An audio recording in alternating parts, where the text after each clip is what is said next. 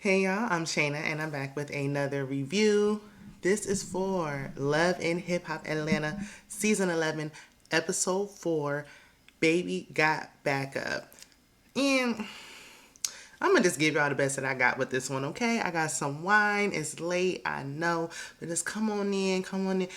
Don't be a hater like Kiki Palmer, baby daddy, okay? Just come on to the room, watch the video all the way through. If you enjoy, hit the like, comment, share, subscribe, all the things, because y'all know I'm trying to get to 1,000. So, like, help a sister out, do me a solid. It's free. Why not? You know? Okay, so let's get into it. We see Jessica White in the studio dropping some beats, finally. It don't sound bad. It didn't sound good. It just didn't do nothing for me. Moving on. EB and Amy are both performing out at South by Southwest in Austin, Texas. And Chaotic is there for moral support, I guess. And because he got a film. Later on the other side, back in Atlanta, Rasheeda comes over to Karlie's new home. And Karlie's like, you want to look around? And Rasheeda like, no. She got a chip on her shoulder. And child, I don't know why. But she basically came to confront Karlie about moving across the street or next door. Spice said next door. Karlie said across the street. Either way, you look out the door and there's the house, okay? So she trying to confront her because she's like, why are you moving across the street from Spice? Because she can. But let's get into it. Meeda is there. And Rasheeda said something about them talking about Spice. And they was like, we don't need to talk about her. We don't need to be talking about her. Listen, you might be talking about her good, bad, or indifferent. She was in DR. I'm sure y'all were talking about that. Yeah, I'm sure y'all talk about her. And Spice definitely be talking about Karlie, okay? In the worst way. So Rasheeda was like, look, it's giving single black female. And it is. But one, that's none of Rasheeda's business. And I don't even know if Rasheeda has any business. Two, Spice can't tell Karlie where to move. Point blank in the period. Three, why is Rasheeda on the show? Again, she don't got nothing going on. Why are you here? That's the real issue at hand. So Karlie said, she's like, my grandma just transitioned. She passed. And my mama is in the hospital. Look, here she goes. She in a hospital bed right now, showing her phone. And Rasheeda like, I mean, I hear you, but what does that got to do with anything? Like, okay, and but what does that got to do with the topic at hand? I mean, okay, I'm sorry, but so. So Karlie is full of SHI because what did that have to do with anything? Now that she said it that way, what does that have to do with anything? So Jessica meets with Safari. They at Karlie's daughter's gender reveal, and she said, because he was like, "Oh, you tall? You know how tall are you? You know, obviously she's tall because she's a runway model." She said she's like with heels. I'm 6 foot. Safari was like, "Well, I'm 6'4". Safari, you know, we can tell he's tall. I googled it because I was like, she giving a little bit taller than that. Google says she 5'10". Now Google don't always be telling the truth. I need y'all to know that sometimes the stuff on Google is wrong, but that look about right. Shout out to the tall girls. I'm 5'9", so team tall, okay? She probably taller than 6 foot with them heels on, and that's what it was looking like. Safari said he's divorced because she said something about his wife, and he was like, wife? Girl, don't you cuss at me.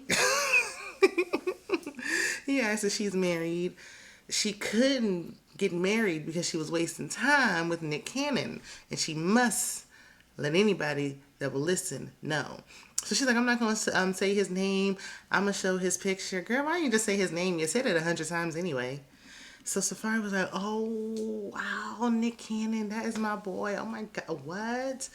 Even the producer was asking her, like, well, if Safari is friends with Nick Cannon, how did he not know about you? And she like, child, I don't know. Ask Nick. Please don't ask Nick.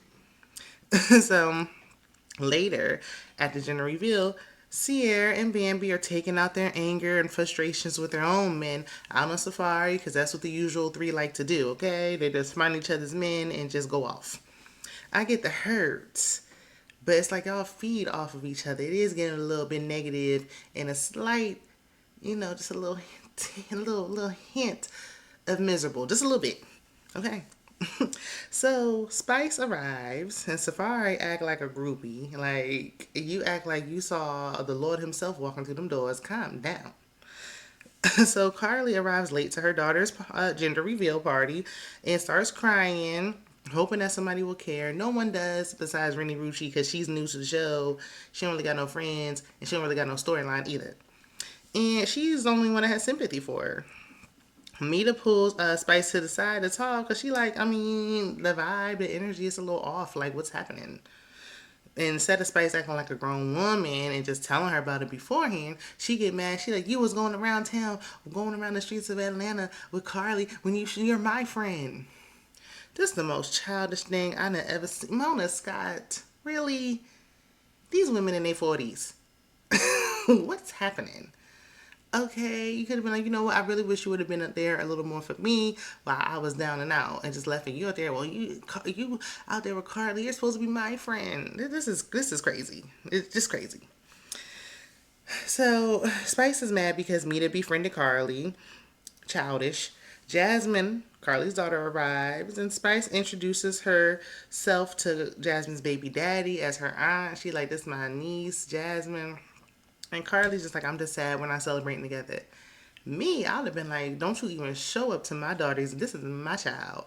Don't you show up to my daughter's event. Because Karlie was talking about she look at her like a second mom. How, y'all only been friends for a couple of years?